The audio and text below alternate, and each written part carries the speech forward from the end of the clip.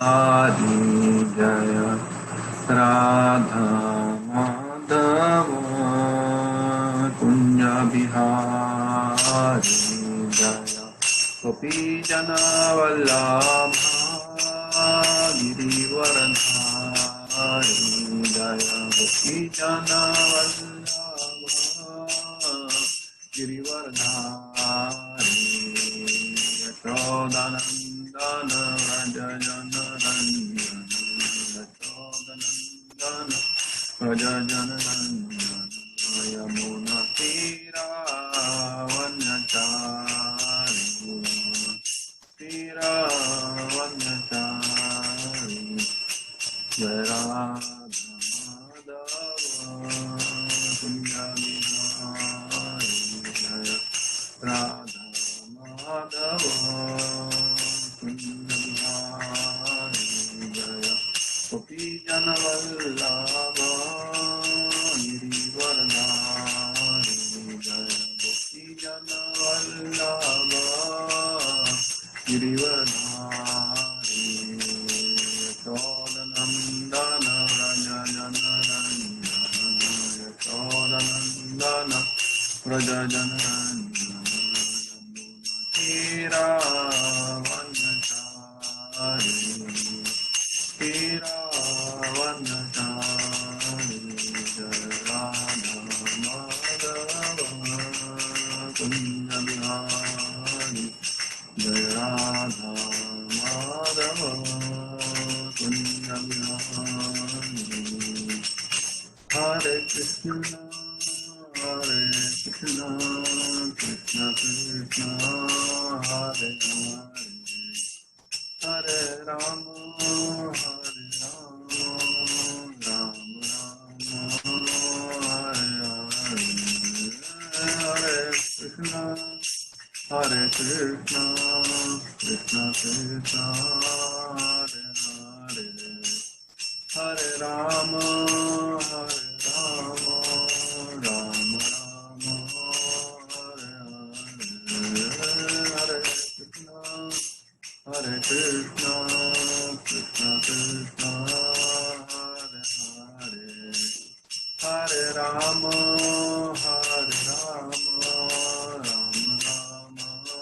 Hare Hare Hare Krishna Hare Krishna Krishna Krishna Hare Hare Hare Rama Hare Rama Rama Rama Hare Hare Hare Krishna Hare Krishna Krishna Krishna Hare Hare Hare Rama Rama Rama Hare Hare Hare Krishna Krishna Krishna Hare Hare Hare Rama Rama Rama Hare Hare Jaya Radha Muralidhar Shri Radhe Jaya Gauranitai Jaya Gauranitai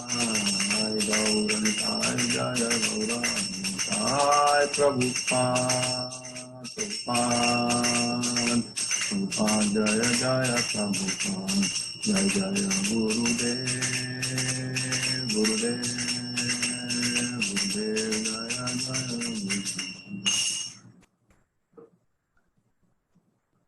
So this bhajan is a nice two-line bhajan, Jai Radha Madhav, Jai Kunja Bihari. It essentially gives us the entire mood of Vrindavan, how things are there in Vrindavan, how everyone is, how Krishna is in center and everyone is looking after him. Nice, sweet bhajan to start with. So, a very good afternoon to every one of you. Thank you for joining our session. We are continuing our discussion. Hi Purvi, hi Niti, thanks for joining. Let me share my screen.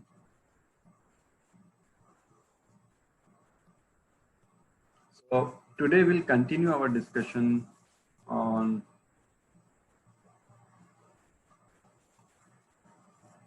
the topic, what I believe, how does it matter?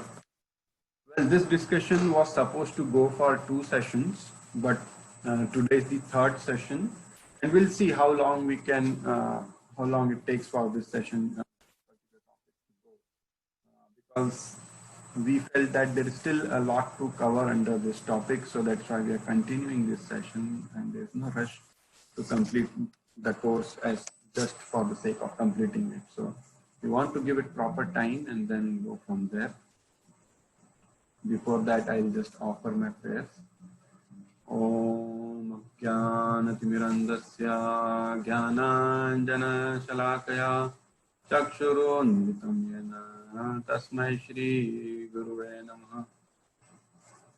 I offer my respectful humble obeisances unto the spiritual master who opened my darkened eyes with the torchlight of knowledge.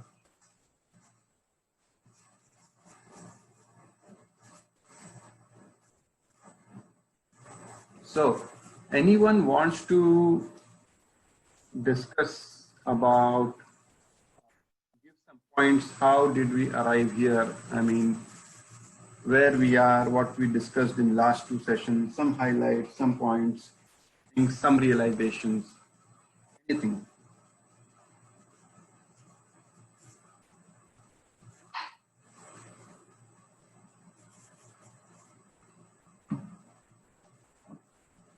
We discussed about the purpose of our life in the last session, and how our purpose is to achieve, to achieve self-realization and not stay in the trap of, the general vices of life, to grow above from that. Self-realization. Okay. Thank you, Niti. We discussed about how do we spiritually evolve ourselves and associate ourselves with the spiritual life, like along with the material things that we do in the universe. How do we evolve, and then what are the ways that we can do to associate ourselves in the spiritual aspects? Okay.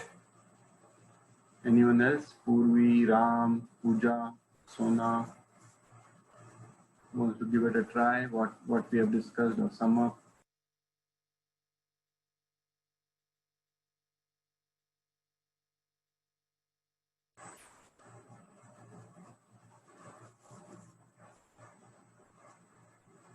We discussed about who we really are. Like, are we a soul or like body? The importance of soul. More about the importance of soul. Okay. Importance of soul. Okay.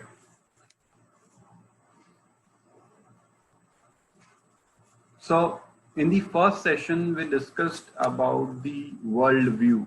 What is the world view? Each one of us have our own world view, and how to determine what is the correct world view.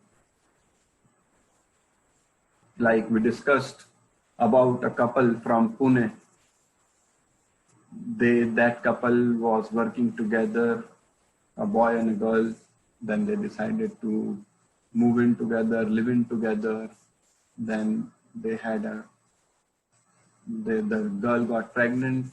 She aborted the child, and then they got married after a couple of years. Then again had a kid. Then the boy started having affair outside, so the girl broke up the marriage. They divorced, and the son was later on in the custody of the grandparents.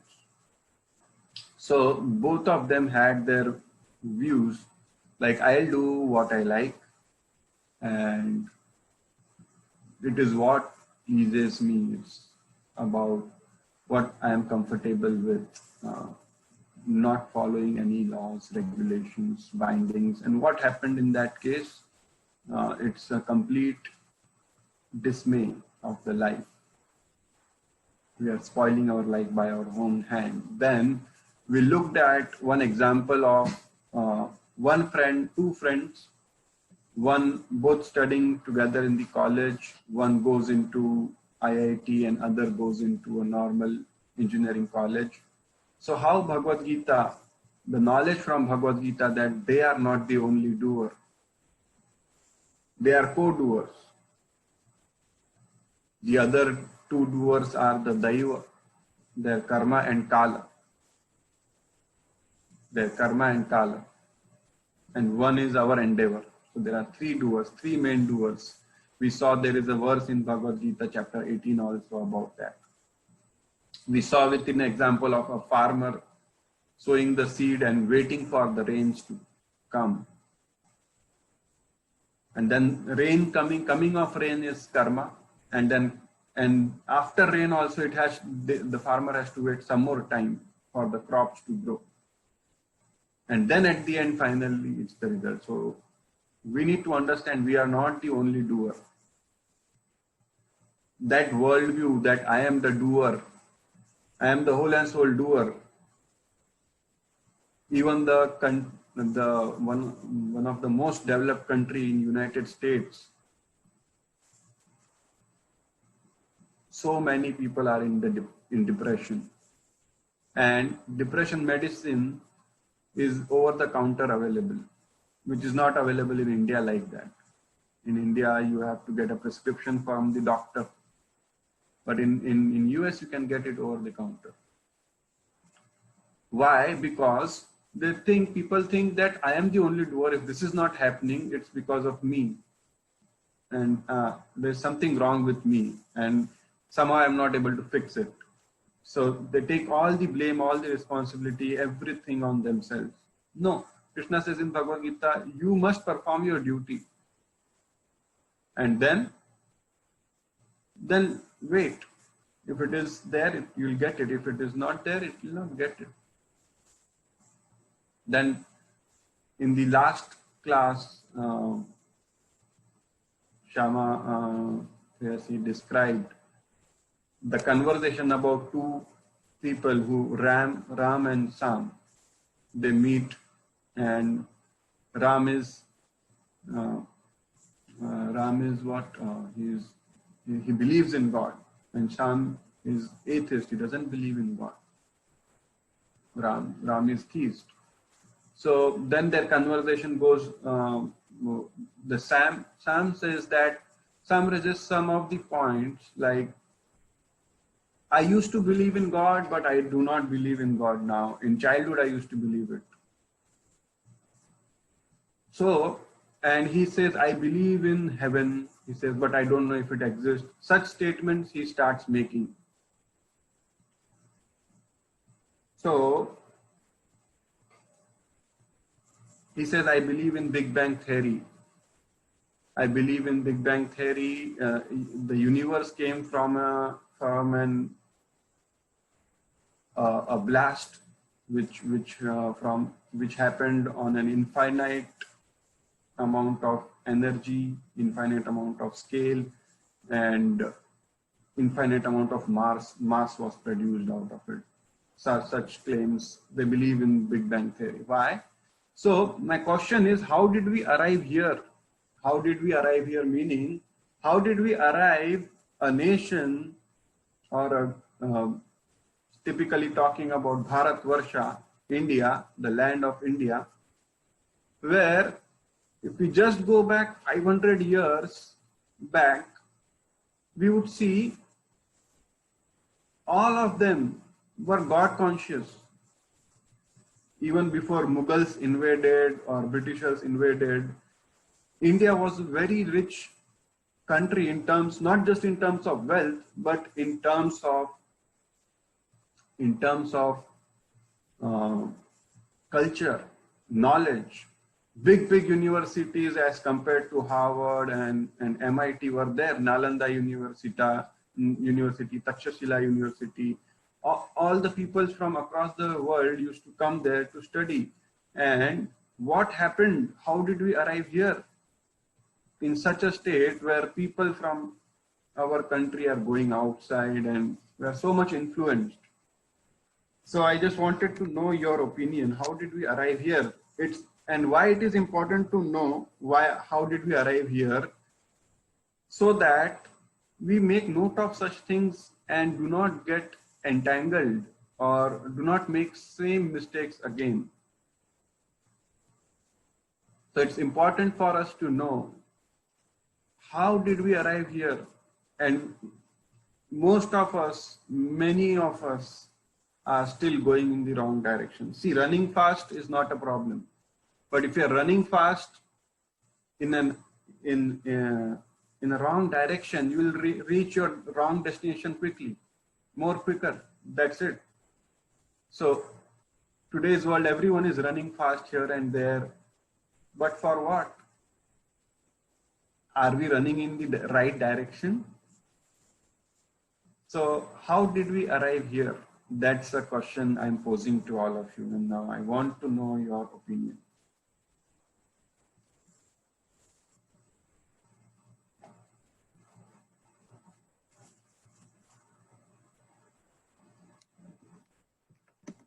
What is the question? I didn't follow. Sorry.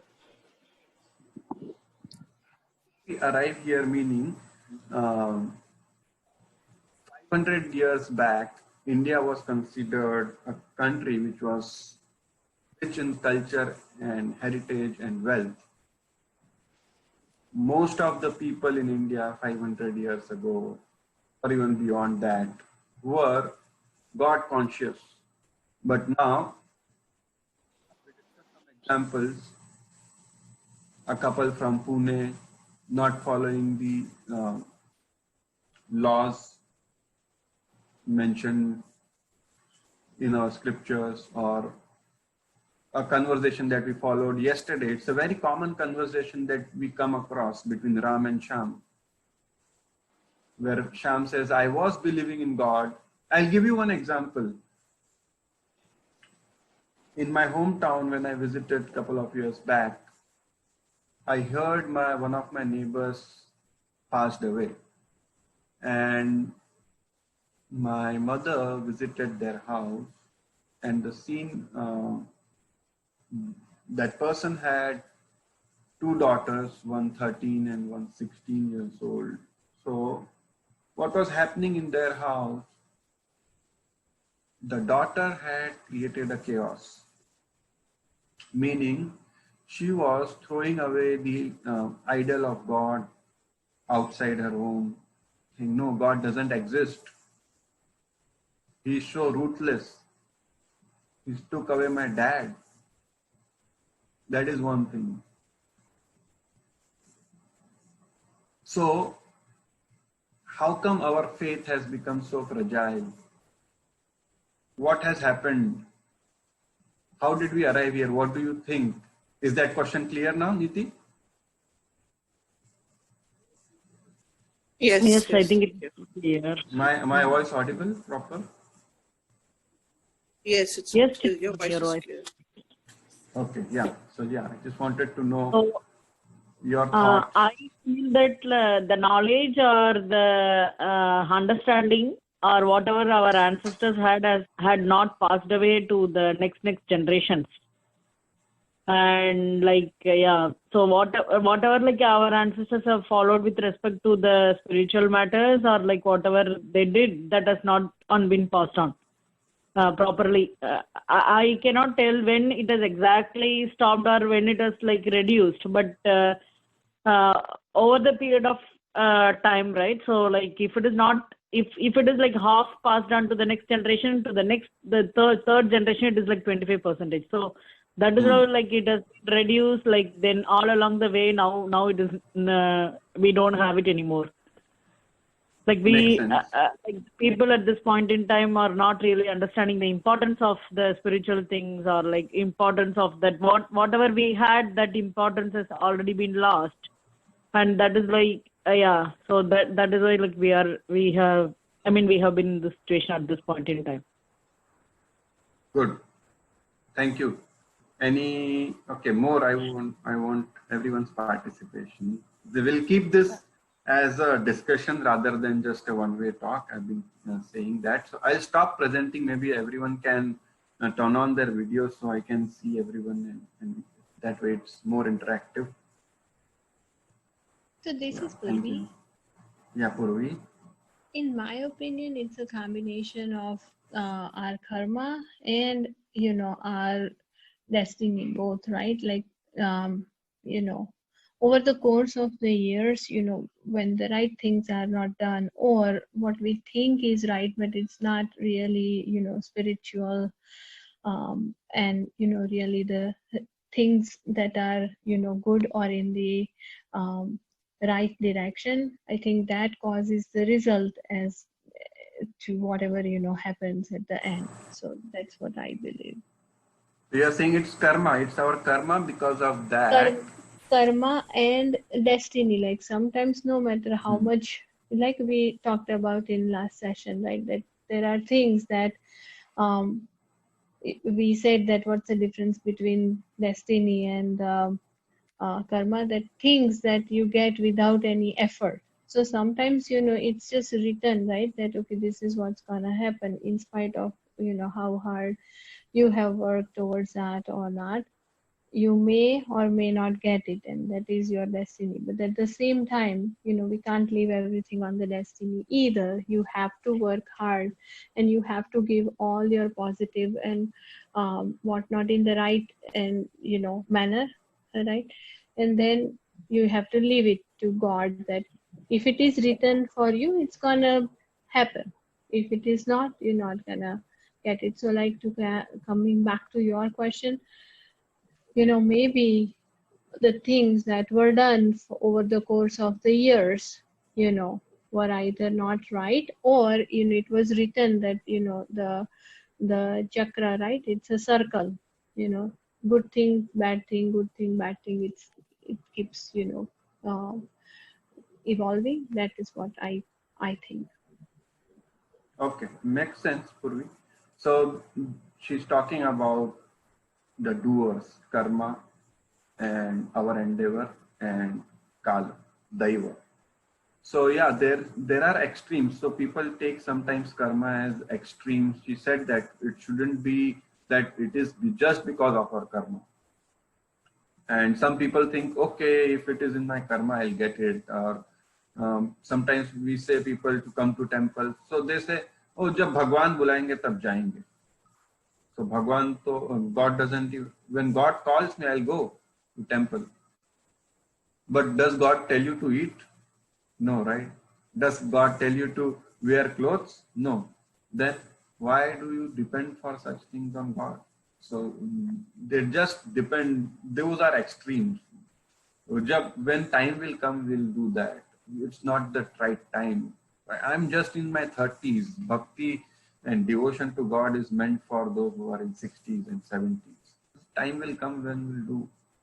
But when we'll go old, we'll do bhakti, we'll do devotion for God. But how do you know who's old? Let's say I'm 35 years old, and one person is 90-year-old. But let's say if something happens to me tomorrow, and I die. So who is older? We cannot say who's when. I do not know if 35 is old enough for me or 90 is old enough for that person. He may go on, live up to 110, 120, and I may die in next 1 year. Who knows? We do not know. So that's why we shouldn't wait for time also, when time will come. Also, the things we have not practiced for our entire life, how do we expect that we'll get it, start doing that at the end, fag end of the life?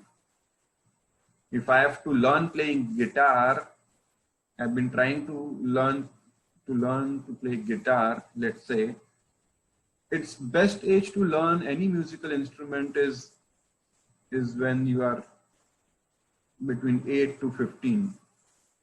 You learn quickly, you have time, you have that energy, and you learn it at the age of 8 to 15. You can practice it entire life. You can participate in college functions, you can participate in cultural events or stage dramas or whatnot. But when you practice it at the end of your life, when you're 60 or 70, what's the use of it? Where are you going to use it? The body starts giving up on you. So you do not even have. So yeah, any other points? So Chintan, Pooja here. Yeah. So yeah, what I feel is in Kali Yuga, like different people have forgotten, or not all, but not generalizing, but by far because of all the technological advancements and because of technology, etc., people have forgotten to draw a line between needs and wants. So the satisfaction level or the happiness level that was probably we saw like maybe 100 years back. Happiness is a state of mind, right? So the like back then people were content with whatever they had. So that's my personal view. I may be wrong, but like now I see like today's generation, everyone is just running after things that they feel, again, the sense of doership is definitely there, but they feel that they can race against anything. Absolutely. I mean, hence, the more you feel that you are in control of things, the more the ego comes into the picture, and the more away you move from your inner God, or like whatever God you believe in. So hence it's a matter of faith also. So hence, like nature has its course of teaching you lessons time and again, so that it is ingrained in you finally, that you are not in control whatsoever. Even your next breath is not in your hands. So and now, I mean, Corona is a classic case, right? I mean, we are seeing that every day right now, how each one of us has realized that we feel that we are so technologically advanced, but no, like all of us had to sit at home for so many months. So that is like the classic example of how we are a big zero in front of the divine power that's there. Yeah. And that's my answer of how we are different in terms of what those people were like 100 years back. Yeah, so you're saying the technological advancement and all these influences have taken us away, or the comforts of life has taken us away from God. Yeah. Yeah. Very People think they wonderful can point. kind of, like make money, do Control. whatever. And then, yeah, that sense of control, I've seen it a lot in like, not really pinpointing with one individual or the other, but with the generation at large, because like everyone is just racing and they feel that, oh, they can reach great pinnacles, great heights, this, that. Like, I agree with the putting in efforts. I mean, definitely that is there. All of us should strive for it. But at the end of the day, you need to really be thankful for whatever your blessings are. And, there's a bigger or higher force out there who knows much more than you. And you should be grateful for that force rather than your own efforts. Like efforts everyone puts in, but that divine grace is the differentiating factor. Like how two people, if they give an interview, like even if one person is more knowledgeable, it's not always the one who gets the job. Like sometimes the other one can end up getting a job, and it boils down to who doesn't, or rather who knows more doesn't matter. At the end of the day, it's like divine grace that comes into the play. That's my personal take. Right. Thank you, Pooja. Wonderful point you made. Right now, the things are like, hey Google, turn on the lights. Hey Google, what's the weather outside? Hey Siri, I want to go to such and such place. Tell me what's the distance between sun and moon, between earth and moon. So all these things on my fingertips, or on my fingertips, I have so many things. I start thinking that I am the controller. This is it. I am the controller. But actually, we have actually no control over the things that are happening. Like Pooja mentioned the example of Corona pandemic. No matter how much we try, all the nations are practically trying daily to come up with a vaccine, but they are unable to come up with a vaccine, and people are dying every day. Thousands and thousands of people are dying. Yeah, so thank you, Pooja. Anyone else wants to, how did we come here? Chintan, this is Sona. So my view, I feel like over the years, and it's a little bit different angle and perspective, but I feel over the years, just as a country, if I just talk about India specifically, there's been so many rulers and so many dynasties or whatever, with every one of those and every one of those cycles, that have sometimes lasted, whatever, 50 years or 100 years of ruling. I think that's taken away from our traditional sort of values and things. But that's just my view, and I feel that's how things have evolved to where they are now. Wonderful point, Sona, actually. Wonderful point, because India was such a rich country. Practically everyone wanted to invade India, and they did also. Mughals did, Alexander tried, Britishers did.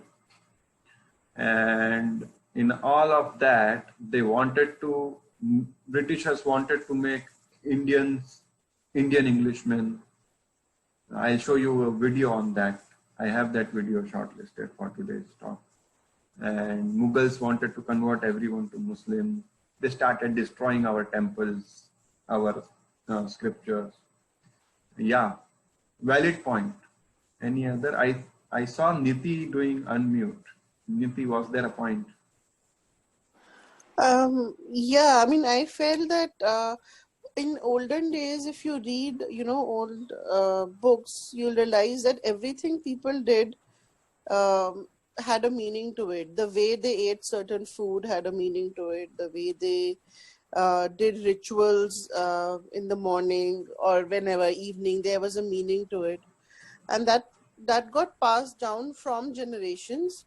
But I think somewhere along the way, as technology and other things hit us, we suddenly wanted a reason for everything. Like, I remember my mom telling me, "Oh, you don't wash your hair on Thursdays, or you don't wash clothes on Thursday." And I asked her why, but she said, "Oh, that's how it is." But so I think at that point, especially when we were younger, it was like, oh, why shouldn't I do it? I'm going to do it. There's no reason why I shouldn't do it. All days are same. But now that you get, a little more maturity and understanding, okay, there is reason to it. Maybe she was not able to explain it. Maybe she never questioned her mother. Right. But the so much advancement around us that we have seen, it changed from acceptance. We became more logical, and we wanted reason for everything. And I think especially our generation, we don't know those rituals that well, that our grandmothers and those people knew, unfortunately. But it made a lot of sense. Yeah, that's a very amazing point that you have made, Niti, because see, it is important to ask questions also. We cannot blindly trust anything. So you did the right thing. And probably we do not want the same thing to happen with our kids. That is why we should be well equipped, like Shama Prayasi was telling in the last class, that her 10-year-old son asks her some questions, and if she doesn't know, she has to research and get him the answer. So yes, there are rituals, and each one of them has a meaning and purpose behind it. So, but the biggest thing that has a purpose behind it is our life. So we need to know what's the purpose of life, what's the ultimate goal of life.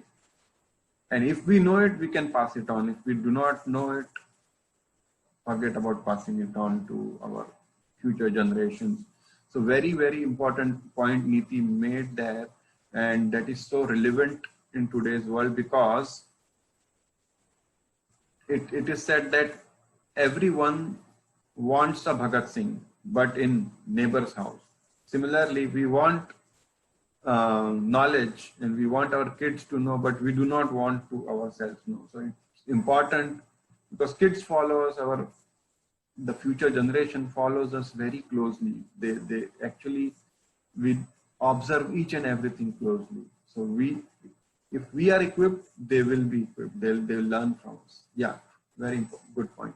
Anyone else wants to make a point? How did we arrive here?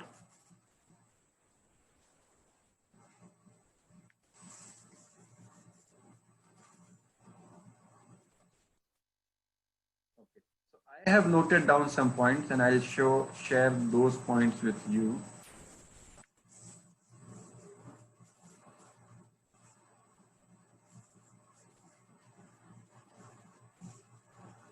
See, religion without philosophy is sentiment or fanaticism, while philosophy without religion is mental speculation.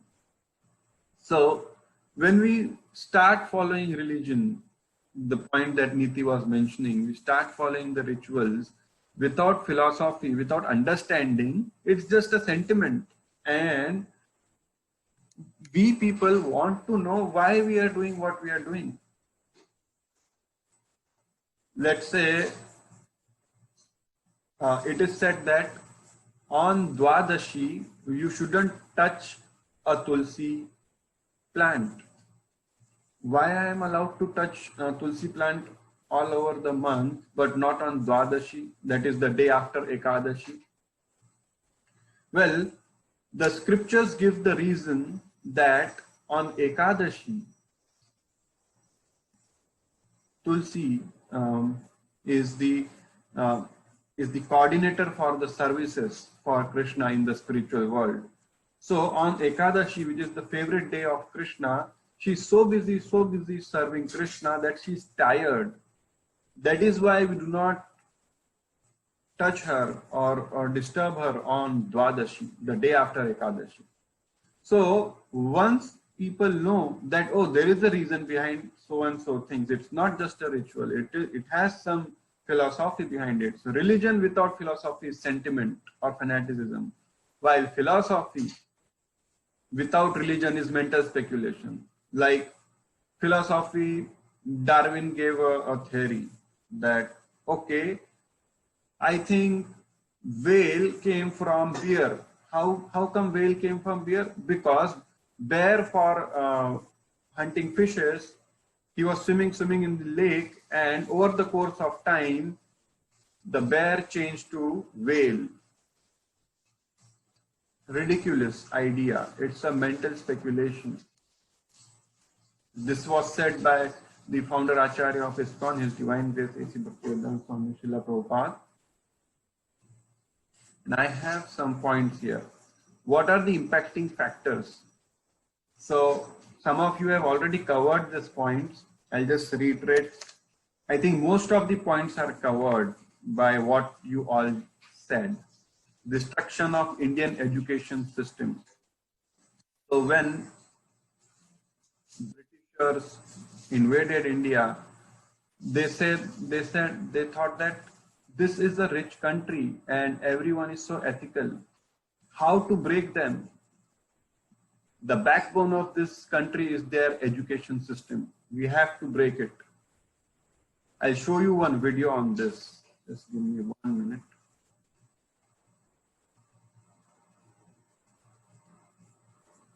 Let me pause there.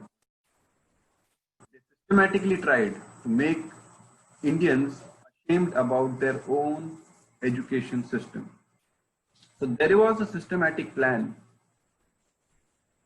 laid out by the Britishers, laid out by the Mughals to destroy the culture of India, to destroy the backbone of India. And that is one of the factors why we are here, where we are. So they interpreted Sanskrit.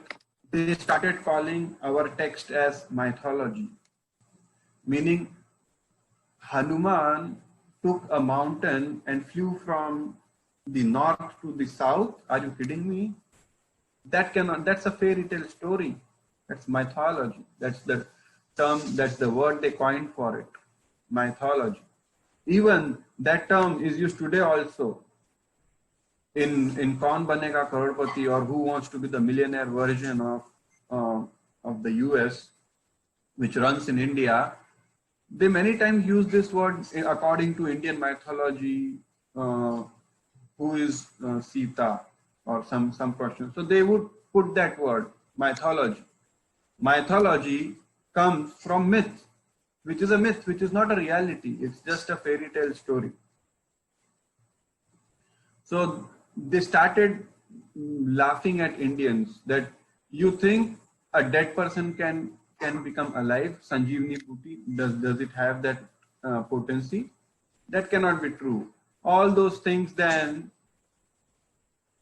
Indians started feeling ashamed about their own culture and education. Then next point is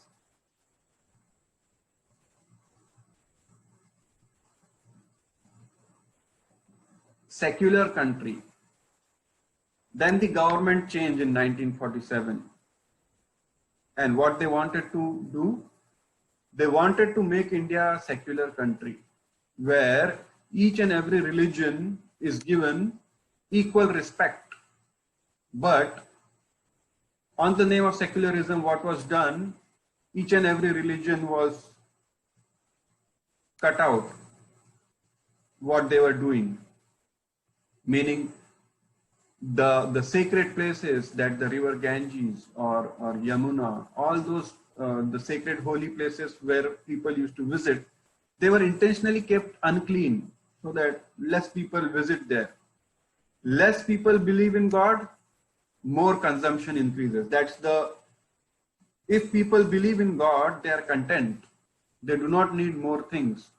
And if they do not need more things, the consumption of the country goes down, the GDP goes down, then how do we progress? All those numbers and mumbo jumbo, they started coming up with that. So on the name of secularism, they should have given equal weightage, or okay, make mosques for Muslims, make churches for Christians, make temples for Hindus. No, we will not do anything for any religion. That was the definition of secularism. So the government that came to power or that has been in power didn't deal with this situation properly, or no weight was given to this, that we are losing our culture. This is going away from this thing of our hand. Influence from West. Britishers made such an influence on Indians that till date, Indians feel that they are not, somehow Westerners are superiors. If some Westerners does that thing, oh, then it makes sense. Otherwise, if we do it, it doesn't make sense. Then came the era of television, internet. So then Britishers destroyed it to an extent. Then came the era of television. Earlier, people in India wouldn't have television at their home. Then slowly they were given television. Then even if they had television, they would not see it. So to attract people to television, they had to put serials like Ramayana, Mahabharata, Krishna, all those serials they had to put out. That attracted people towards television more. And once they were attracted to television, they started putting all the garbage into the television. Then television destroyed it. Then internet. Then Bollywood, Hollywood, and then mobile phone destroyed it. So what took Britishers 250 years, that was done by television in 20 years, that was done by internet in 10 years, Bollywood in 5 years, and mobile phone in 1 year. I'll show you one video which is from Bollywood, how they okay, 1 minute, let me pause recording.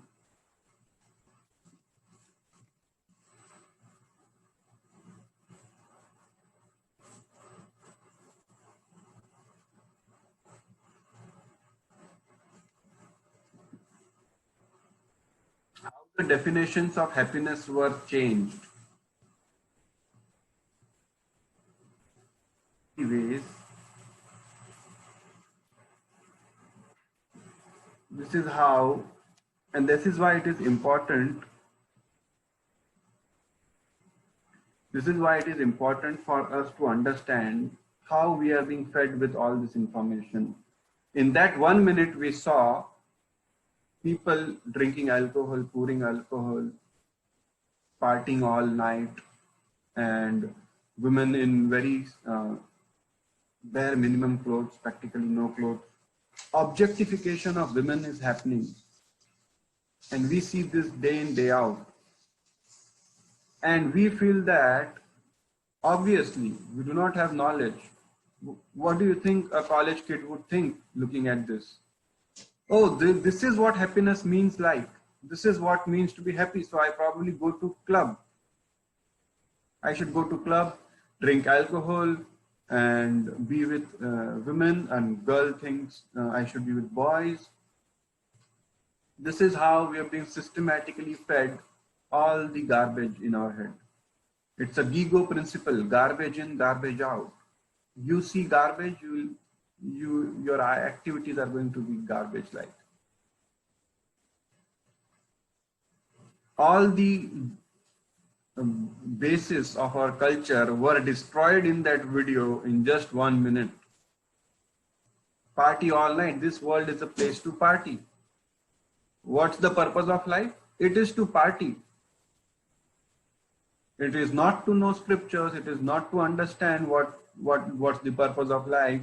And big Bollywood stars, because media makes them as big as gods themselves, people with relatively less intelligence start following them. I heard one girl, just because Sushant Singh Rajput committed suicide, she committed suicide as well. They think they put the actors at such a height. So this is, and why it is important for us to see and recognize and acknowledge, because we do not want to make same mistakes. GIGO principle, garbage in, garbage out, we want to use it the other way, good in, good out. We want to put knowledge from the scriptures. We want to hear things from the saintly people. We want to hear and read what our Vedas say, what Bhagavad Gita says. It is not in our curriculum. In school, we are never taught, because it's a secular country. Okay, you give them options, but make it. Foreign countries are making Bhagavad Gita mandatory in their schools, but India hasn't made any progress on that front, because we are a secular country. Bhagavad Gita is still not even the national book of India.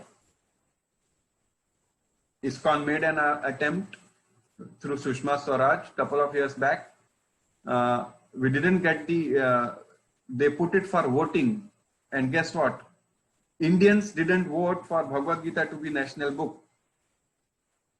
Bhagavad Gita didn't get. Not known, right? It is not, the knowledge has not been transitioned to the generations. No, how do they know that it is like very important to have the knowledge of Bhagavad Gita? Somebody has to tell. Or like we have to see something, like we have to be in the situation to understand the things that, and we are lacking in the understanding, right? Then how do souls know? They don't know. How do? I mean, how do we know, right? Each and every soul should know the importance of Bhagavad Gita. Since it is not known, they don't vote for it actually. Yeah, that's the work we are doing now. We are making people understand what the hidden gems are there in Bhagavad Gita, discussing that, going slowly, verse by verse, and then it has lost. What has been done, that is done. We have to always look forward. But the reason we are looking at all this is that we do not want to commit the same mistake again.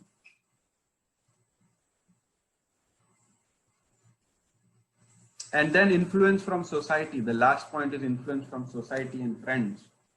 So I remember in engineering college, I haven't had non-vegetarian my entire life, but if you do not eat non-vegetarian food, you are being ridiculed that you do not eat chicken. It's just like paneer. Eat it. Just think of it as paneer and eat it. But why should I eat it? For my tongue, why should I need to kill one animal? So that basic understanding also people don't have. Unless and until our foundation, I was lucky enough to have born into a pious family. So my fundamentals were strong. I didn't give up on eating didn't give up. I didn't succumb to the pressure of my friends and society to smoke or to drink or to eat non-veg food. So that was the thing. So what this has led us into is, this is our position in a pictorial way. See, in this tree, a man is hanging from a branch, and there is a honeybee here. There are a lot of bees, and there is honey dropping from here, and he is trying to lick that honey. There are two mouses, one white and one black, on the branch. One elephant who is trying to uproot the tree, and there are snakes waiting that if you fall down, we are going to bite you. But in all of this, he's still interested in the drops that are falling from that honeycomb. So this is to define it in terms of our day-to-day life. These mouses, black and white, they represent the day and night. And see here, they are actually cutting the branch. So that is because the duration of life is going to end because of the day and night, the movement of day and night. One day it's gonna go down and we are going to fall here. And here the God is extending the hand, but he's so busy in licking honey, he does not paying attention to God itself, God himself.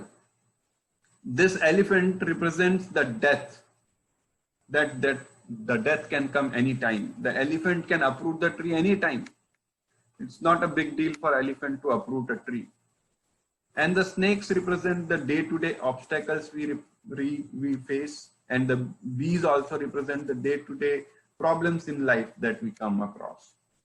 But in all of this, we are busy licking the few drops that are falling from here, and we are happy doing that. Most of the people are happy doing that.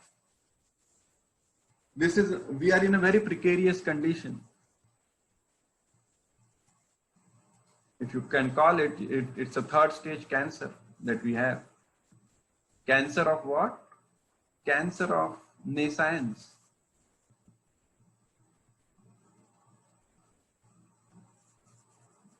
That's our condition.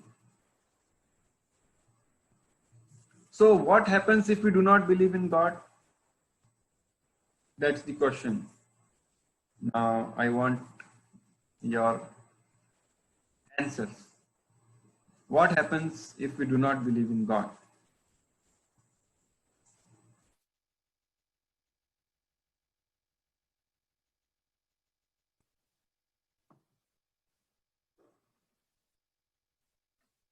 There are people, 90% of people, We live a maybe, meaningless life, right? Because we'll not be able to understand what is the real purpose of life, or for what reason Krishna is making the souls to take birth. Actually, the whole point in taking birth is we have to exhaust the karma, and we have to become neutral, and then at that point in time life ends and the soul has to travel back to the universal and associate with the universal soul, which is like Krishna's soul, who is considered as the universal soul. But due to we feel that the materialism that we see in this environment or in the universe is it is so much good, or it is we feel that it is sophisticated, and that is not letting us to think about the liberation or really about the entire purpose of life. So if we don't believe in God, we don't follow what he has already told, or whatever that has been given in the scriptures, then we deviate from the way we live the life, right? So we live in the own way, we commit the mistakes in our in life, and then we regret for it. We really don't. It is a meaningless life. We don't make our life meaningful. At the end of the like what happens is like the entire purpose is lost, and the souls like continuously it goes up, takes a different body and comes down. It goes up, takes a different body and comes down, which means that there is no way for the liberation. The whole point is like at one point in time, like we have to be liberated.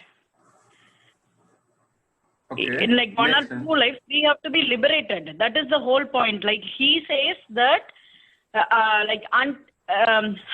some point in time, we should only feel him. So at that point in time only, like I should be able to take you. That is what he says. Like until you feel comfortable with whatever you have, like you have the luxurious life, you have all the sophisticated things with you, like you don't really think about you, you don't really long for me. Then why do I take you with me, right? So how does the realization will come? Once we start practicing only, the realization will come.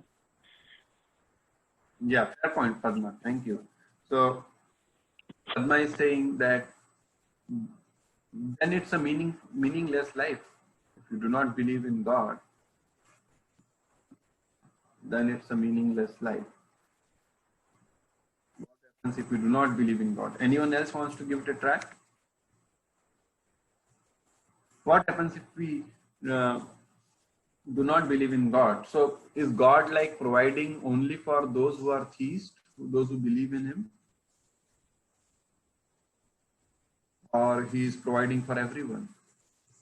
If he is providing for everyone, then why should I care? He is anyways going to provide me. There is an atheist who breathes. I also breathe. He gives oxygen to both. There is an atheist who is doing much better. He is a millionaire. There are billionaire who are atheists, who do not believe in God. Then what's the use?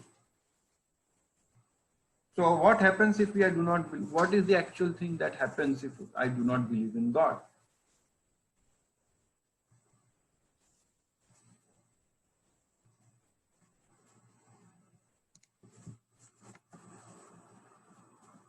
Anyone wants to make a comment? Yes, Pooja. Is it like it's not exactly to answer your question, but is it like how Krishna answered Arjuna in terms of action? Like if you do not choose to do the action, I'll choose someone else who is ready to do the action. So if you don't want to believe in me, giving you the example of the atheist, the believer versus the non-believer, then probably, I mean, he extends his hand to the ones who believe in him, something like that. So the grace automatically flows into the ones who believe in him. Yeah. Okay.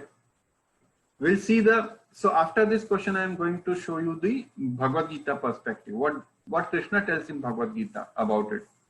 That is why we'll reconcile how close we are. And that's why, so if we try to attempt these answers, we'll remember it for a long time. And we'll be able to imbibe it in our day-to-day life. That is why I'm encouraging you to come up with the answers and involve and discuss as much as possible. So Pooja, yeah, very nice answer. And anyone else wants to try?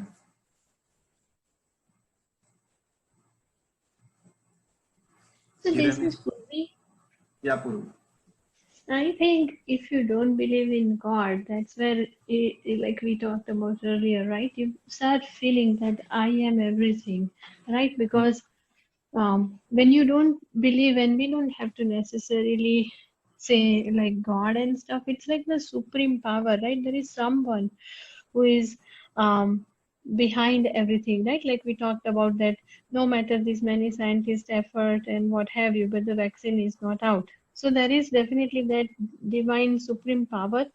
So if you're not believing in God or supreme power or whatever, at that point in time, you become that, what do you call, ego or ahankar, right? That, oh, I am everything, I can do. I'm again going back to the doer thing, that I have everything. And that's when, like, you start doing the things that are not spiritual or that are not the right things. And then eventually I think it comes to a full circle that, okay, you don't do right things, at the right time, and then you regret afterwards, and then you feel like, oh, I need help. I God, come help me at that point in time, or like, whoever, come help me. So I feel like if you don't believe in God, one, obviously your life is meaningless, because at that point in time it's like everything aham brahmasmi, I'm everything. And then when you have that in your head, that is when you become like egoistic, and like, all the, bad tattvas. So that's what I feel. Okay, yeah. So Purvi has a very nice point that she says that you start thinking yourself the controller, your ego goes high, and then you start doing the wrong things. And then at the end of doing wrong things, then you regret it. Then you again cry for God. Okay, makes sense. Anyone else?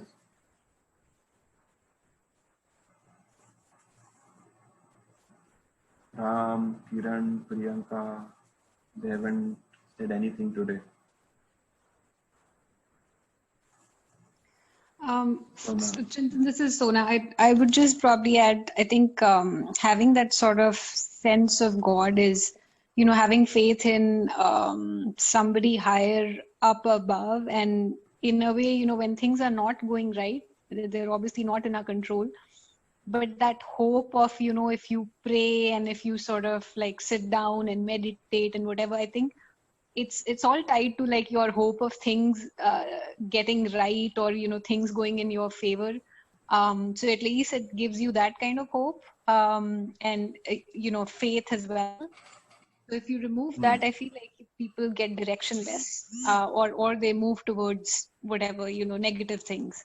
So I feel like that's just my personal view. I just feel like that sense of faith, or hope, and presence of God in that sense in your life helps you get rooted to something that's more spiritual and more positive, versus of course all the getting into drugs or whatever, getting towards on the negative side. I think that for me, I would say, is the importance.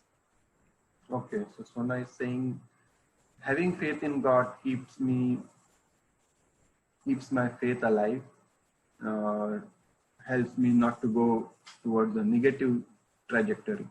Okay. So anyone else wants to give some input?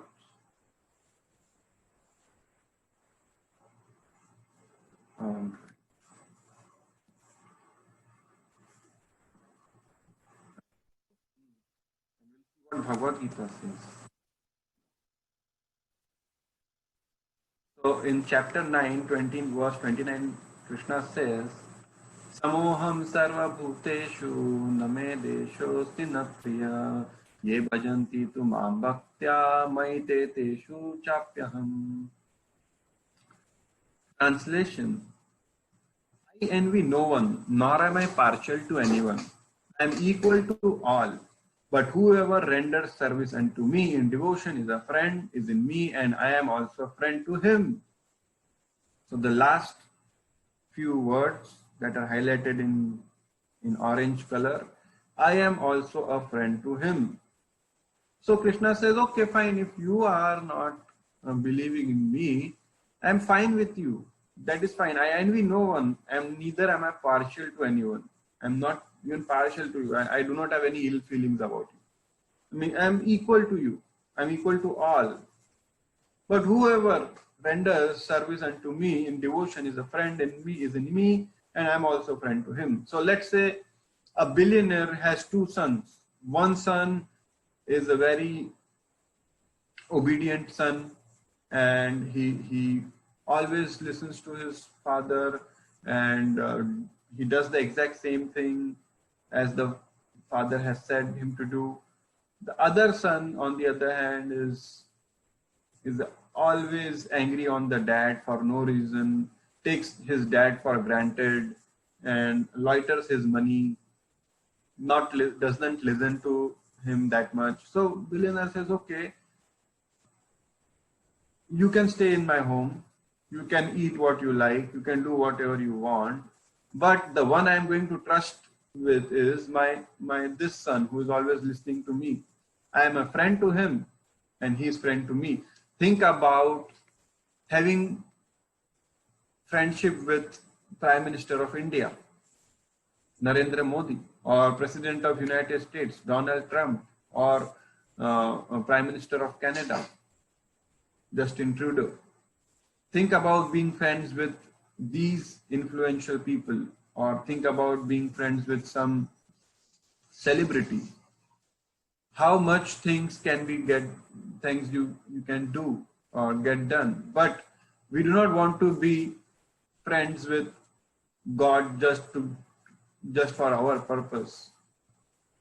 We want to be friends with God because that is our original position. We are his part and parcel. He says in Bhagavad Gita that you, all souls are my part and parcel. We originally belong to him. We saw it in the Discover Yourself 4th session, Shadow and Substance. The real substance is in the spiritual world. So our real home is there, but because of our rebellious nature, we have come into this particular place, which is a place for correction. And once we establish our relationship, then we become friends with God and we can render service to him. What do you get out of after being friends? You can render service. Whosoever renders service, it says. Sorry. Whoever renders service unto me in devotion, that is very important. Our original position is to be, we are the servant of God. Our position is to render service unto him. But right now our position is, in material world, we think ourselves as the controller. That's the problem.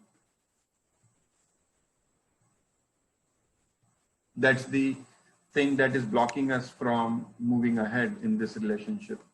Then there is one more verse Krishna talks in Bhagavad Gita. This I have shown you already, but I'll still show it one more time. It's in chapter 18:58. What happens to those who do not listen to Krishna or doesn't follow? Machchitta sarva durgani mat prasada tarishyasi atha chetvam ahankaran nasroshyasi vinakshashi. Translation: if you become consciousness of me, you will pass over all the obstacles of conditional life by my grace.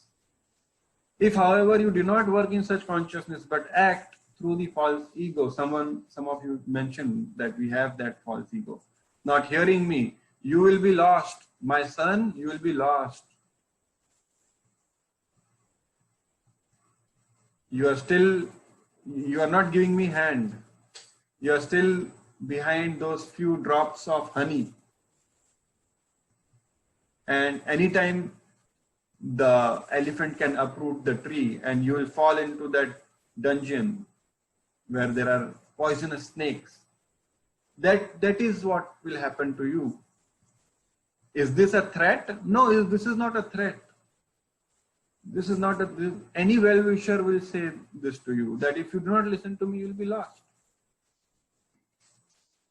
Like I remember when I used to travel with my mother in train, she used to always say that don't take your hand outside the window. Don't take your hand outside the window. Otherwise, a pole will come and your hand will break. So is that a threat? No, it's not a threat.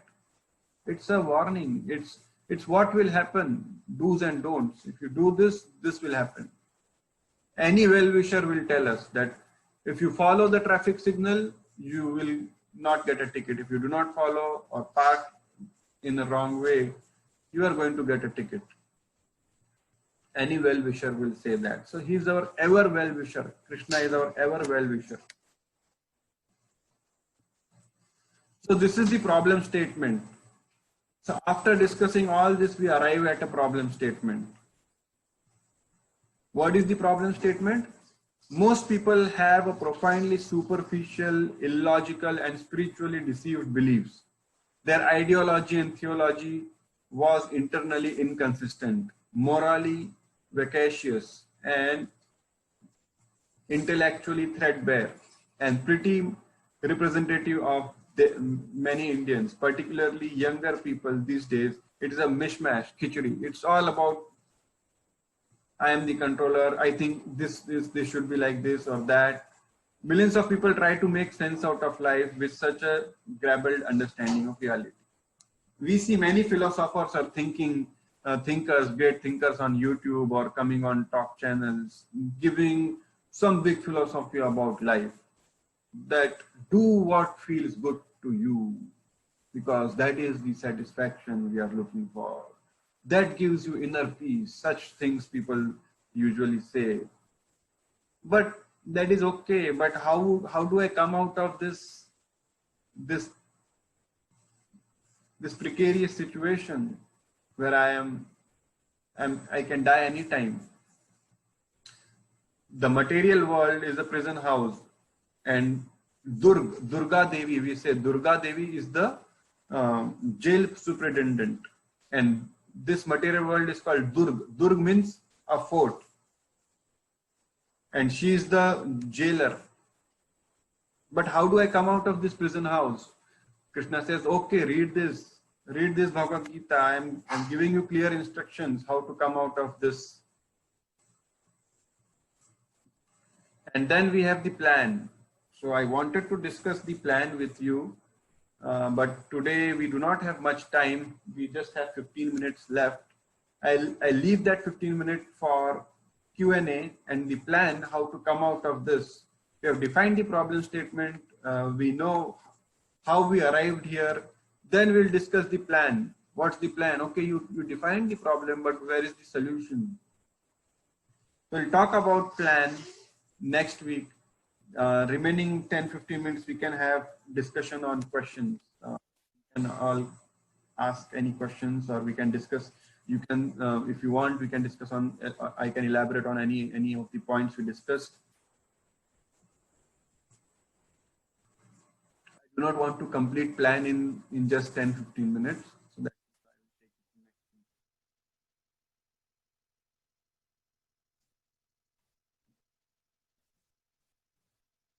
any realization or any one thing that if yeah, Pooja, you unmuted yourself. I'll give you a chance.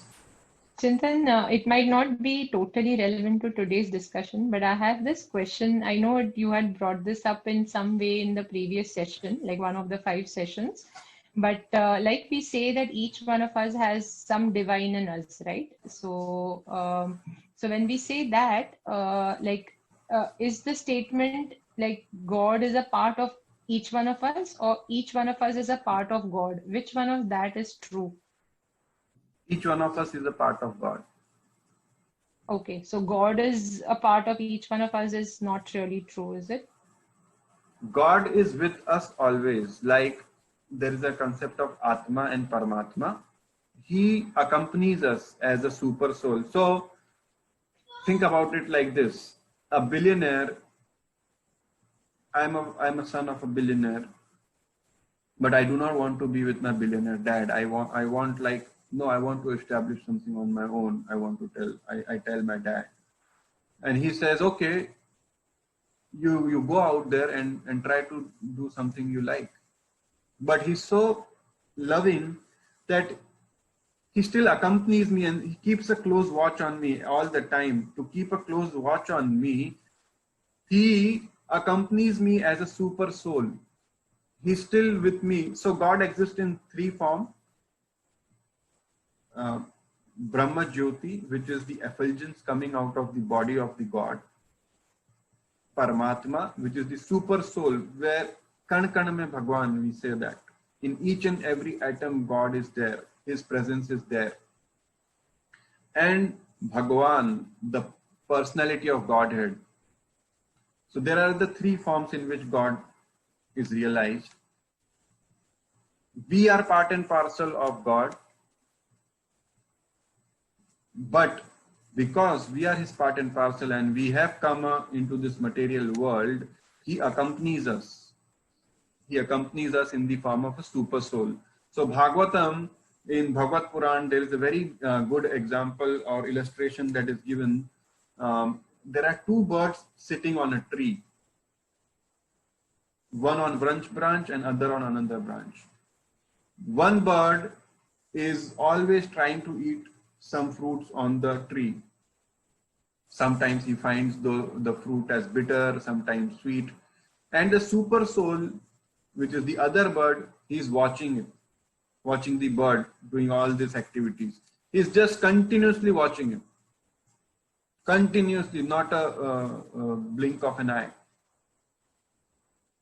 And when this bird is tired of tasting the bitter fruits, he turns towards the super soul and asks, "What's going on?"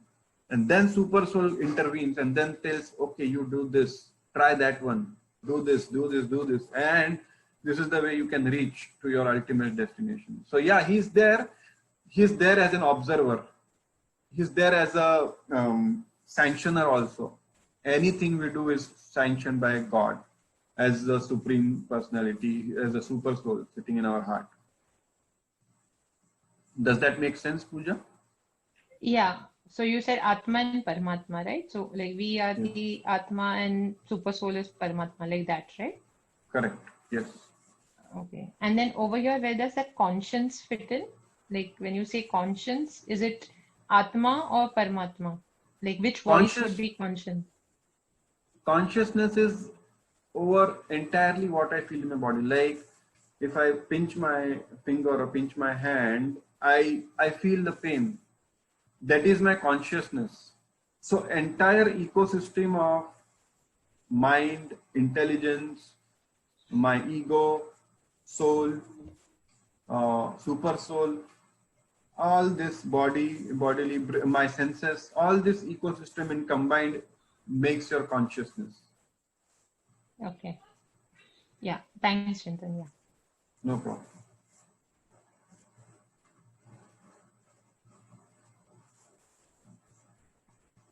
Anyone has any other questions, comments, any realization? So if someone after this call ends grabs you by your hand and says, "What did you do in last 1 hour? What did you hear? Or what was your takeaway? What is that one thing you'll say to that person?"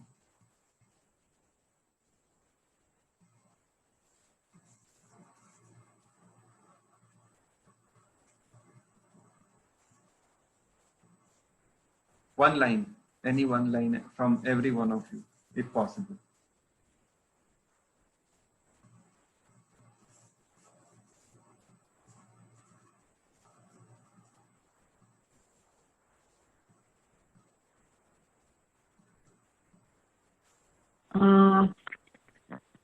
I can say that in daily life, we have to practice, we have to make the spiritualism also as part of the day.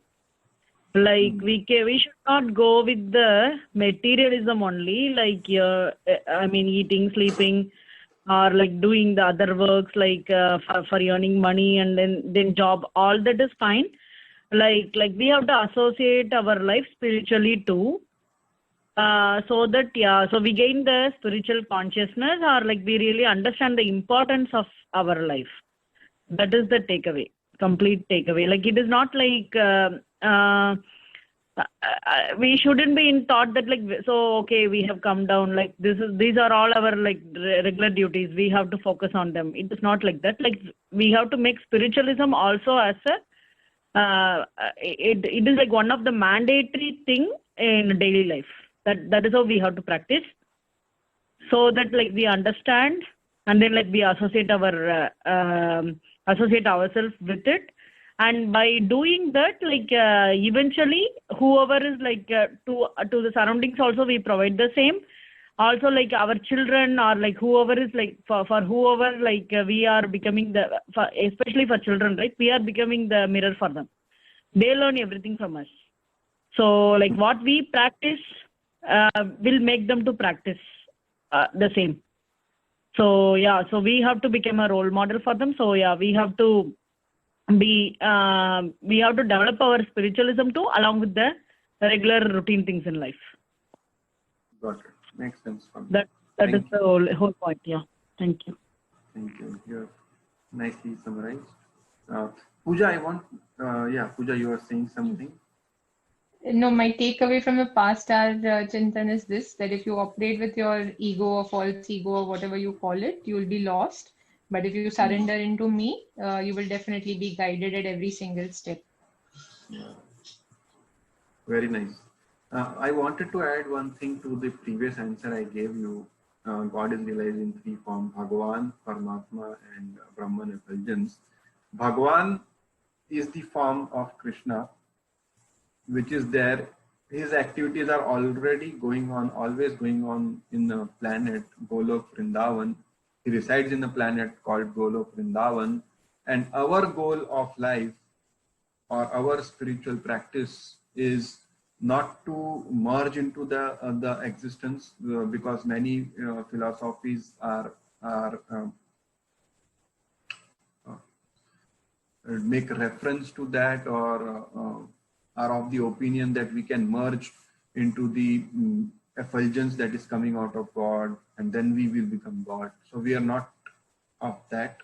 We are not going towards that, and that is not the right approach also. Our association with God exists as his servant, and we want to go back to the Golok Vrindavan and be in his company, or accompany him always and serve him as his servant in our form.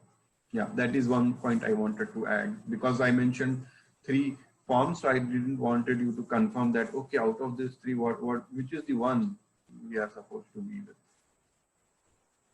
So Krishna is the original personality of Godhead, and Brahma, Lord Brahma, the creator of universe, describes how the spiritual looks like, what are the activities, how Krishna looks like.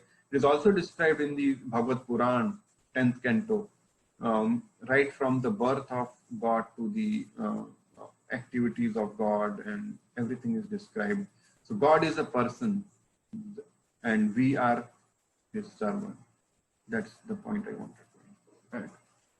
Yeah, thank you. Anyone else wants to add or put some points? I'll be happy to hear from you.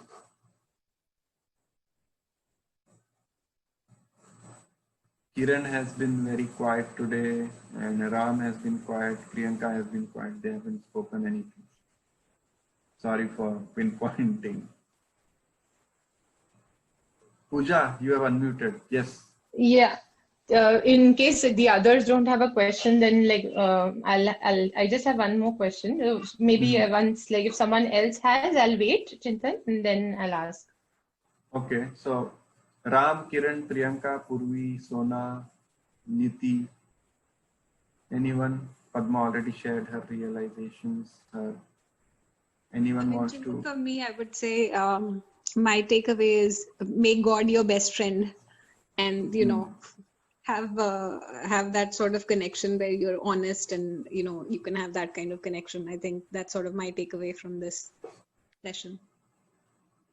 Okay, so Priyanka is saying she missed the first half an hour, so not being able to understand the session well. Okay, so Priyanka, I'll share the YouTube. So I'll put this video on YouTube.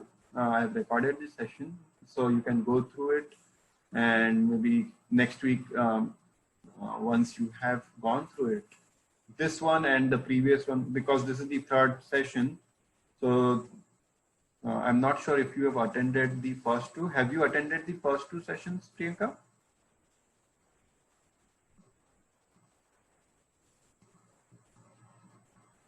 Second, okay. So I'll give you the link for first and third, all three of them, and actually it's on our YouTube channel.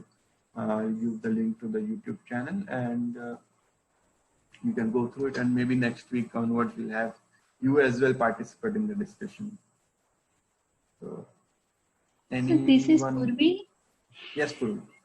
I just wanted to piggyback on what Padma had said earlier, about spirituality that we have to have as a part of the routine. To piggyback on that and to add, I'd say that the time is now and the age is today. We do not have to wait that abhi I am young, mere paas time hai, or अरे आज नहीं कल करेंगे आज तो busy है. No, it has to start like now. And even for the children, you don't have to think that कि अभी ये छोटा है, he cannot understand. No, they will grasp based on their age and their understanding. So we have to continue putting that effort, and we have to be consistent so that we can see it going in our generation. So it's like no age is the right age. It's like today. Like you Yeah. said, I guess Chintan earlier, na, कि you don't have to wait. कि अभी अभी सब संन्यास नहीं, we don't have to. But I think that's what I wanted to add. That's an amazing. I loved it, Purvi, what you just said. When is the time to practice this? Now. Now is the time. Jab jago tab savera. Okay, we are not doing it since long, but somehow now, by some divine arrangement, I have come into contact with people who are sharing this knowledge. This knowledge, Krishna says in Bhagavad Gita, this knowledge is very confidential knowledge, and not everyone follows this. In Bhagavad Gita, he says, out of thousands, one will come and follow this. That's why we do not expect many people also joining these sessions. But because we know what we are giving is gem, and not everyone can afford gem. So yes, the time is now. Now is the time. Whatever happened in past has happened. Even Krishna says in Bhagavad Gita, even if you have performed most abominable actions in your life, but if you start doing your devotional service, I'll forget about it. What has happened in his Krishna consciousness is very practical. And about the kids, you said kids are small, will they understand? No, that's not like that. See, you made the point that kids will understand. That's fine. In Bhagavad Puran, again, the story comes of Bhakt Prahlad, who is the son of Hiranyakashipu. Now, one may wonder, how can a demon like Hiranyakashipu have a son, a devotee son like Prahlad? So, Kayadu, when she was conceiving, she was kidnapped by the demigods, thinking that if the father is like this, what will be the son? So they kidnap her with the plan of killing her and the son. Narad Muni comes across the way and he says, what are you guys up to? They say, we are going to kill this. He is the son of Hiranyakashipu. And think about how much havoc the father and son are going to create in this world. Already the father is not letting us live. He says, no, he's going to be a devotee. I'll preach him. So Narad Muni continuously preaches to Kayadu, and Prahlad Maharaj hears from the womb. So the point I'm trying to make is, the age is, even before the birth, people start preparing for them. Like in IIT, for IIT preparation, when I was studying, people used to start preparation from 10th standard. 11th and 12th, they study for IIT entrance exam. Now I'm hearing that they start preparation from 7th grade only. But Krishna consciousness preparation can be started even before your birth, and it is effective. Even in the womb, Prahlad Maharaj, he became so big devotee, one of the 12 Mahajans, authority on the devotion. He became such a big devotee because he was getting the knowledge from Narad. Yeah, thank you, Purvi. Anyone else? Otherwise, we take a question from Pooja.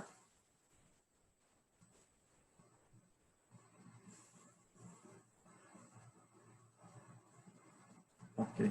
Pooja, yeah, you can ask your question. Yes, Chintan. Chintan, I know we spoke about Bhagwan and Shri Krishna being like the guiding force, like through the discussions that we've had. And my question to you is, however, during liberation, whatever I have read, the books I have read or whatever, they often refer to Lord Shiva as the one who is, like the ultimate responsible, Shiva and Shakti, like the goddess and Lord Shiva is often referred to, like for your final liberation, these two are the ones who are like the grantors of, the final stage. So I know that there will be, I don't know what the scriptures say as far this point is concerned. Like if you have any insights on that, I'll definitely love to know those. Yes, and let me share a verse with you from Bhagavad Purana. That is the supreme authority on all this matter. Okay. I remember the verse, but I think the destruction is being carried out by Shiva, but ultimately, like, yeah, the souls will be associated with the universal soul, who is like Paramatma, Vishnu. here it is mentioned. I'll show you one more verse. Ete chams kalah pumsa Krishnastu Bhagavan Swayam Indrari Vyakulam Lokam Mridayanti Yuge Yuge. Krishnastu Bhagavan Swayam. Okay, in Bhagavad Puran. And what does this mean? Of all the above mentioned incarnations. So before this verse, there are many incarnations of God, that are mentioned. Of all the above mentioned incarnations are either plenary portions or portions of the plenary portions of the Lord. But Lord Sri Krishna is the original personality of Godhead. All of them appear on the planets whenever there is a disturbance created by the atheists. The Lord incarnates to protect the theists. So this is one instance I gave you from Bhagavad Puran, and there is one more where in Canto 12, there is one verse where Nimna Ganam Yatha Ganga Vaishnavanam Yatha Shambhu. Vaishnavanam Yatha Shambhu. 12, 13, 16, right? So I'll give you one more. So Shiva is actually, who does Shiva? Who does Vishnu Shiva has, worship?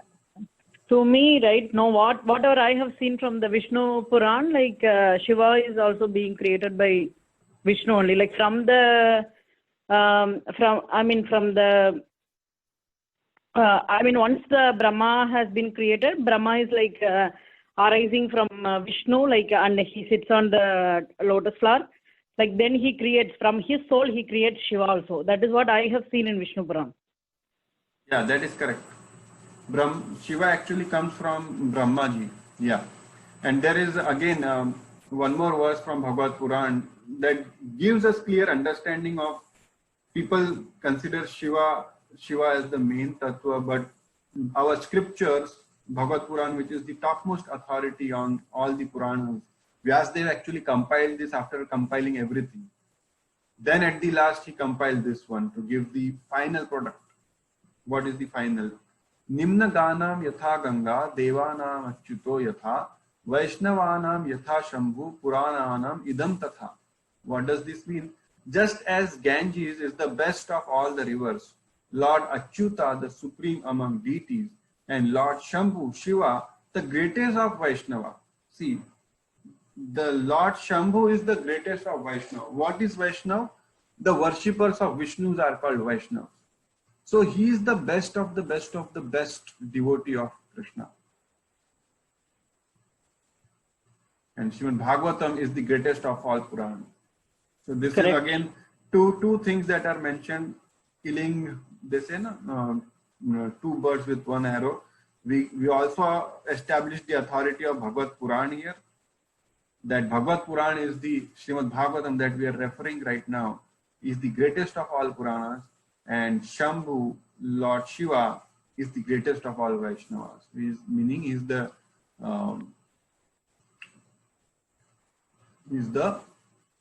supreme authority on the devotion when it comes to devotion. Now I'll give you one more reference. Chapter 4, 24 from Canto 4. If you read this, you will see chapter 24, chanting the song sung by Shiva. Now this is the song in this chapter. Shiva is just glorifying Krishna and establishing the authority of Krishna again and again and again. This one, see how much he has mentioned about Krishna here. About 79 verses, but it starts from somewhere in the mid, he starts glorifying Krishna. My dear Lord, your two lotus feet are so beautiful, they appear like two blossoming. To whom he's saying? He's saying to Krishna here. like 2 blossoming petals of lotus flower, which grows during the autumn seasons. All that, my dear Lord, there are those who desire to purify their existence must always engage in meditation upon your lotus feet. Like that, all this is said by who said to whom? Shiva said to Krishna, my dear Lord, the king in charge of heavenly king is always desirous to obtain the ultimate goal of life. That is, what is the ultimate goal of life? Devotional service, to be servant. That's what I just mentioned, that our original position, our goal is to be servant. Similarly, even demigods in the heaven are looking to become servant. My dear Lord, your court. So if you have time, you can take this, read this chapter, or I'll give you the other links also. This one, Chintan, is a part of the Bhagavad Gita or Srimad Bhagavatam, the one that you're referring to right now? This is Bhagavatam, Srimad Bhagavatam, Bhagavad Purana. Srimad Bhagavatam. Okay. Thanks, Chintan. I think both are same, right, Chintan? Bhagavata Puranam is like being called as like Bhagavad Gita, right? So at later point in time, Krishna. No? No. Both are different. Bhagavad Gita is spoken by Krishna, and he has given these instructions.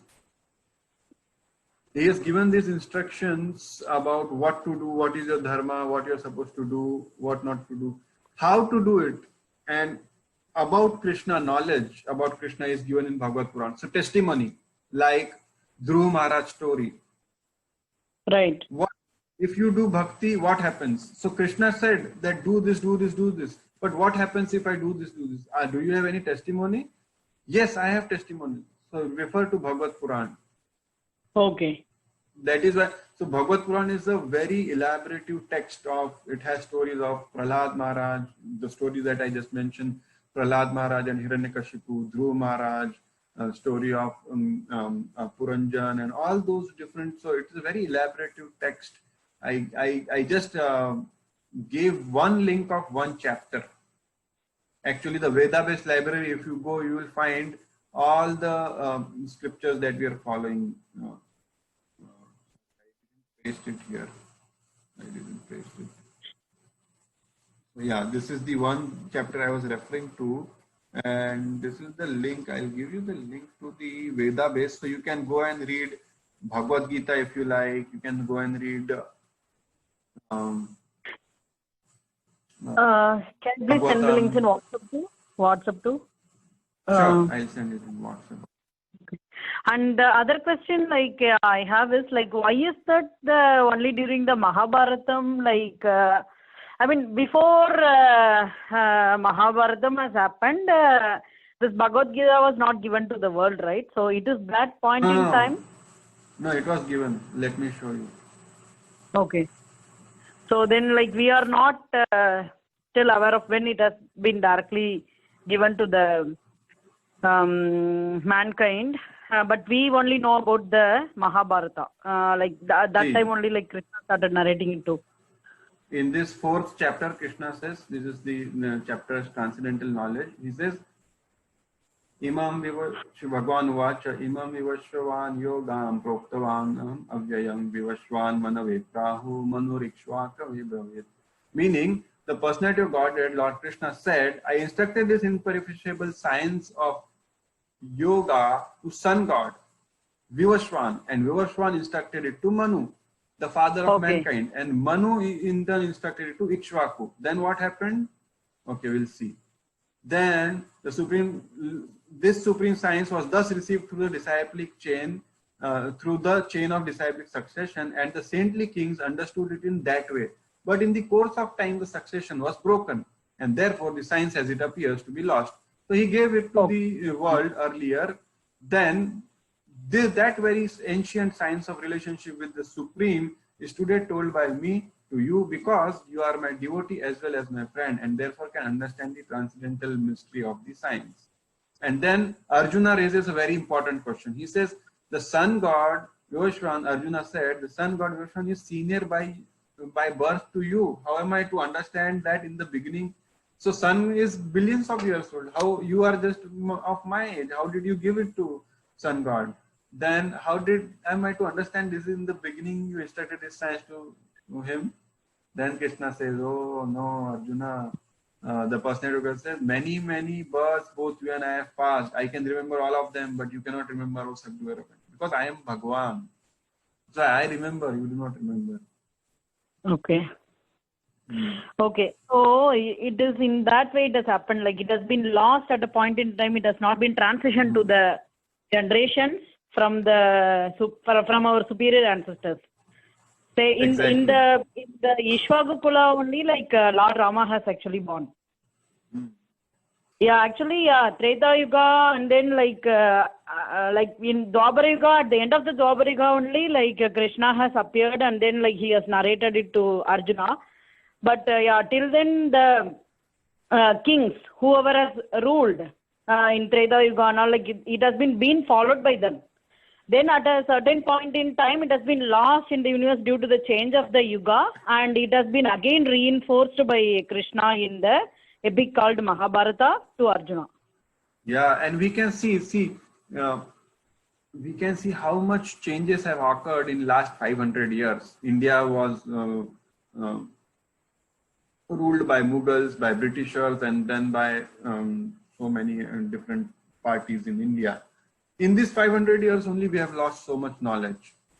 This knowledge given to Ikshvan at the beginning of the universe was billions of years ago, and this is lost. So it's not an what you call no amazement. It's not no ascharya nahi hai. This is not a astonishing fact that this knowledge was lost. Okay, it was lost somehow, but yada yada hi dharmasya glanir bhavati bharata. Whenever there is downfall in the dharma, I come.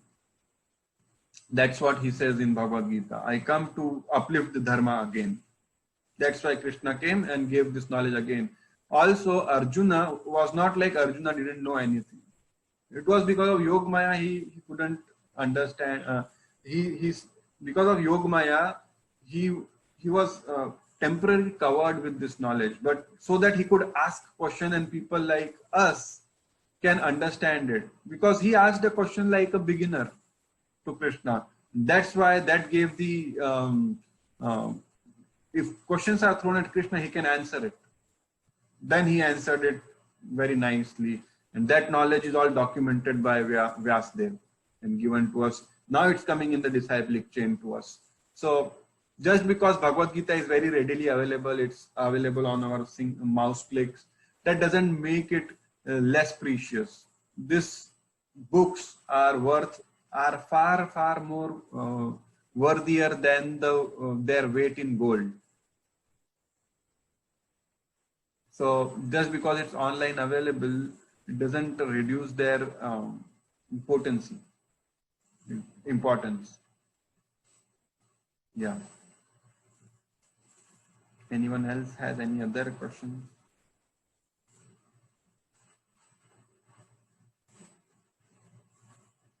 Okay, then we'll wrap up for today. We had a very nice discussion today. I loved it, and I love to have this in the upcoming weeks also. Please continue to attend these sessions. I cannot emphasize more how important it is for us to come together like this and discuss and progress in our journey towards the spiritual goal we have. Thank you everyone for joining. I wish to see you all next week. Thank you. Thank you, Chintan. Thank you. Evening. Bye. Bye. Thank you. Have a good day. Good night. Thank you. Thank you. Thanks, Chintan. Thank you.